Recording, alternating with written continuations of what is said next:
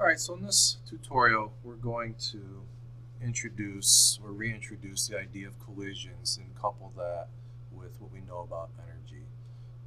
We're going to do about 15 minutes worth of new material, and it's really not that new, it's just application to various problems. What we don't finish in this tutorial we'll pick up in class today. So the key ideas here, what we're going to focus on, are conservation of momentum and look at whether kinetic energy is conserved or not. Because momentum and kinetic energy are really two measures of motion. In fact, in the first blank, anything that is moving can be said to have both momentum and kinetic energy. They're based on the mass and the velocity. And both play a role in how the objects behave when they feel a force. And so with the collision, which is usually a sudden force, we want to compare and contrast the two and see how they combine to give us a complete picture of what's going on with the collision. So let's start by basically doing a comparison between the two and a quick little review, okay, between momentum and kinetic energy. So the equation for momentum, of course, is mv, and for kinetic energy it's 1/2 mv squared. So the notable difference there is that kinetic energy goes by the square of the velocity, whereas momentum goes linearly with it. Another important distinction is the type of measurement. Momentum is a vector, okay, whereas kinetic energy is a scalar. So momentum direction plays a very important role. You can have 5 objects each with their own momentum and get a total of 0, whereas with kinetic energy, if you have 5 objects with kinetic energy, there's no way they could ever add up to 0 because you can't have a negative. Why does one get a change in momentum? Okay, well, that's because you have an impulse. Oops, try that again. Okay, so we said that an impulse J leads to a change in momentum, and an impulse is really just the force acting over time. Whereas we change kinetic energy by doing work. And work, we said, is a force acting over distance. So they look very similar, but they give us different results. And probably most importantly, are they conserved during interactions? Well, with momentum, we said yes. For every type of situation, there is a conservation of momentum, unless there's an external force to our system. All right? With kinetic energy, is that always conserved? And the answer is sometimes. And we want to look at those situations where it is and where it isn't. Okay, so if you're wondering, well, wait, why sometimes, why not always? What's always conserved is total energy. Okay, so there's a difference. There's many types of energy. Kinetic energy is just one type of that. So if you take into account potential, total, or kinetic, and even thermal, then you can get conservation of energy. Okay, so that would be conserved. So let's do a quick little derivation right now that's actually pretty important.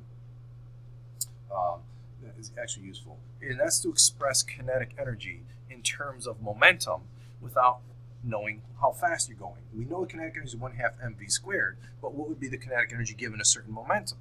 Well, that's a pretty simple thing to do. So we know that Ke is 1/2 mv squared, but we don't know v, so we want to substitute in momentum.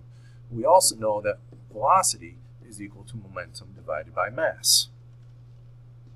Okay, so we just substitute in P over M for 1/2 mv squared. So we get 1/2 m P over M quantity squared. And if we simplify, we get P squared on the top. So this is Ke. And then we have the 2, and then we have M squared divided by M. So that would leave, M divided by M squared, so that would leave an M on the bottom. And so we have a nice little equation that says kinetic energy is equal to the square of the velocity divided by 2m. And in fact, if we were to plot Ke versus momentum, we see that they're not linear with each other. There's a quadratic relationship. Okay, so doubling momentum, which can be done a number of ways, will give you 4 times the kinetic energy. So be careful with that. This is not in your AP reference tables. It's in the IB reference tables, but it's something I would write down. It's a useful relationship to know to go back and forth between kinetic energy. So a simple little problem we can do is, let's say we have a cat. It feels an impulse of 10 newton seconds when it's sitting there doing nothing, which means its initial velocity is 0. What is its kinetic energy? Normally we don't associate impulse with kinetic energy, but we do associate impulse with a change in momentum. So the change in momentum is going to be 10 kilogram meters per second, and therefore its final momentum is going to be 10 because initial momentum was 0. So now we can find the kinetic energy very simply by doing p squared all over 2m. We don't have to mess with finding the speed of the cat before, after, etc. So that's 10 squared all over 2 times 5, which gives us 10 joules of kinetic energy. So coincidentally here, the momentum and the kinetic energy take on the same value, but that's not always going to be the case. If the impulse was a double the original, what would be our kinetic energy? Well, twice the impulse will lead to twice the change in momentum, which will lead to twice the final momentum. And so KE is proportional to P squared, so that will lead to 4 times kinetic energy. Okay? So a small change in momentum gives us a large change in kinetic energy because, again, kinetic energy goes by the square of velocity or the square of the momentum. All right, so let's look at some other situations here. We're going to revisit collisions and conservation laws. So let's start with an inelastic collision, a classic, perfectly inelastic. Okay, so what does that mean? Basically, we have an object, let's say a bullet, fires into the block, and the bullet sticks into the block, and then they both move off afterwards with some velocity that way. So we want to look at conservation laws. So was momentum conserved in this case? Does the fact that the bullet embedded itself into the block change that? The answer is no. I mean, it doesn't change it, but momentum was definitely conserved because the force between the bullet and the block was internal to them, so there's going to be no external forces there. So what was the momentum and speed of the bullet block after the collision? All right, that's a problem we should be fairly comfortable with. We've done that before. Okay, so we got to say sigma p equals sigma p prime. So let's look at our before. Before, we have a mass of m, okay, moving with a velocity of v. We'll assume it wasn't given outright. It then hits after, and by the way, this block had an initial velocity of 0, so it was just sitting there. That's going to equal the total momentum after, which is going to be m plus 9m. That's the mass of the block. They go together as 1 times v prime. Okay, so in a classic inelastic collision, the masses combine and move off as 1. So if we solve for v prime, that's not too hard to see that it's 1/10 the original velocity. Okay? So that should be a problem we're very, very comfortable with.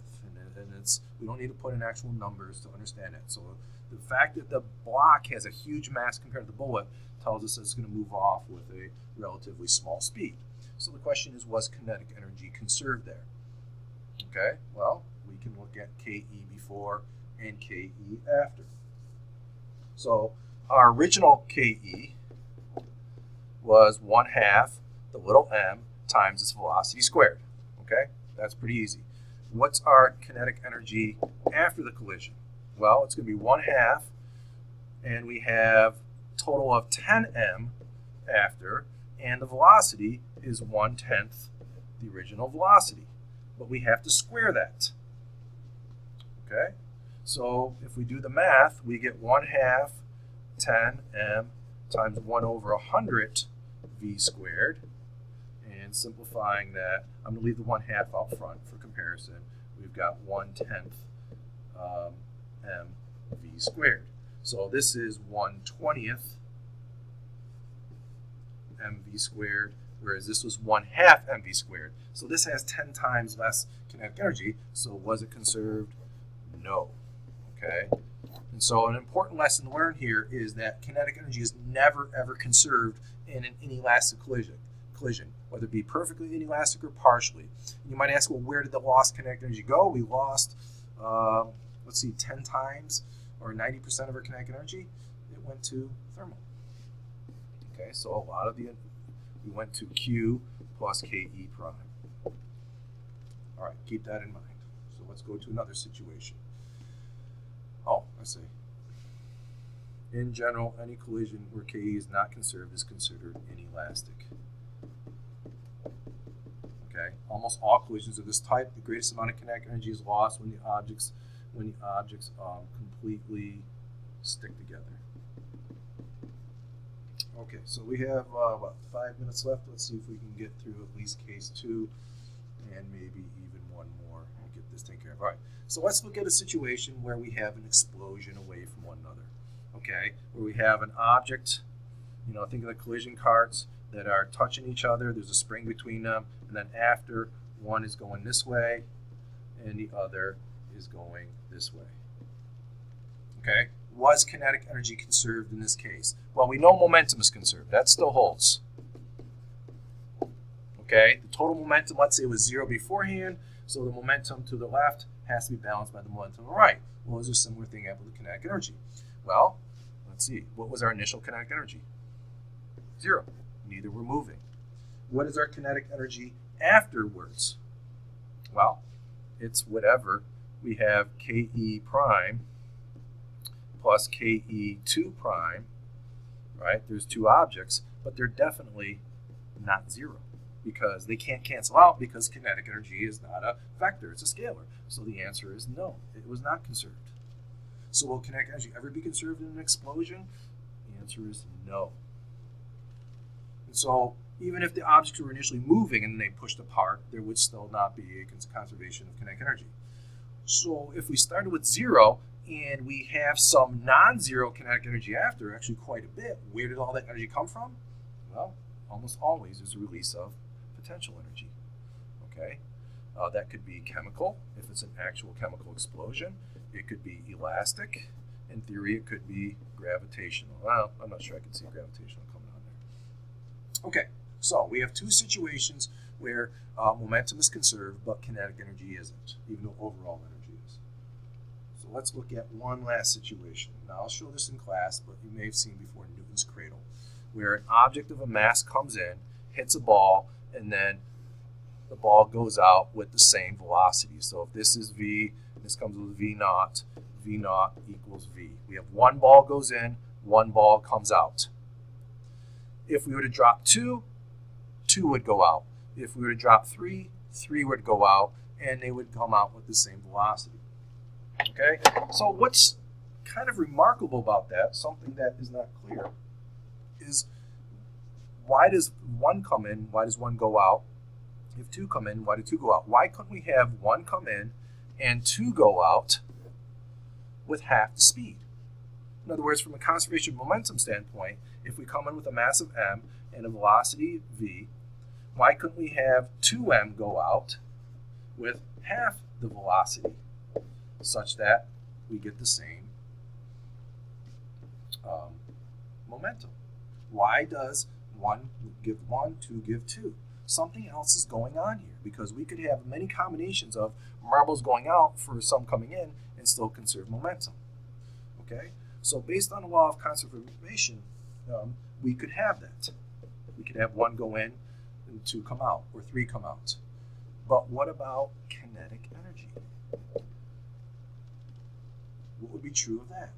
So if 1 comes in and 2 go out, their speed would have to be the initial speed divided by 2 for reasons I just talked about, and the mass, of course, would be twice the mass. So let's look at kinetic energy here. So our kinetic energy to begin with is 1/2 mv0 squared, right? That's for this situation right there. And then let's say 2 come out. Well, our kinetic energy would be 1/2 2m times v over 2, or v0 over 2, quantity squared. So if I simplify that, 2 cancels out here, I've got 1/4 mv0 squared, right? Because of the 1/2 squared in here.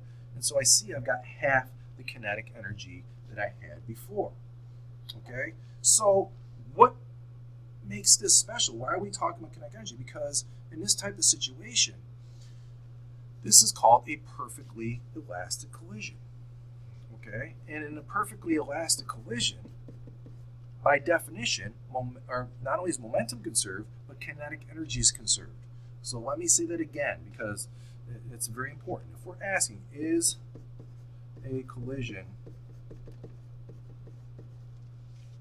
perfectly elastic, I don't mean do they stick together or not. That's how I first introduced it.